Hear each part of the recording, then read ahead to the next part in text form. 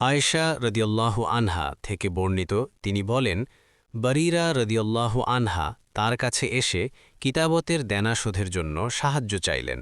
তখন তিনি বললেন, তুমি চাইলে আমি তোমার মূল্য তোমার মালিককে দিয়ে দিব, এ শর্তে যে উত্তরাধিকার সত্ত্ব থাকবে আমার। তার মালিক আয়েশা রদিয়াল্লাহু আনহাকে বলল, আপনি চাইলে বাকি মূল্য বরিরাকে দিতে পারেন। রবি সুফিয়ান রাহিমাহুল্লাহ আরেকবার বলেছেন, আপনি চাইলে তাকে আজাদ করতে পারেন, তবে উত্তরাধিকার সত্ত্ব থাকবে আমাদের।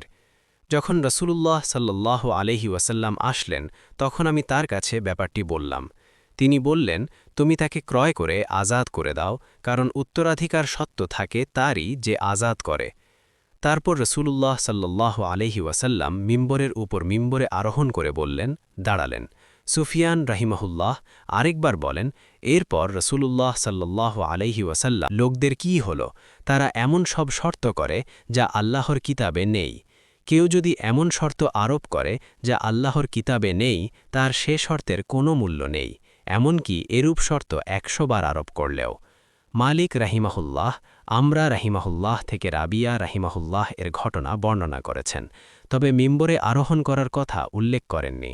আলী রদিয়াল্লাহু আনহু আমরা রাহিমাহুল্লাহ থেকে অনুরূপ বর্ণনা করেন। জাফর ইবিন আউন রাহিমাহুল্লাহ ইয়াহিয়া এর মাধ্যমে আমরা রাহিমাহুল্লাহ থেকে বর্ণনা করেন, তিনি বলেছেন, আমি আয়েশা রদিয়াল্লাহু আনহা থেকে শুনেছি। সাহিহ বুখারী ৪৪২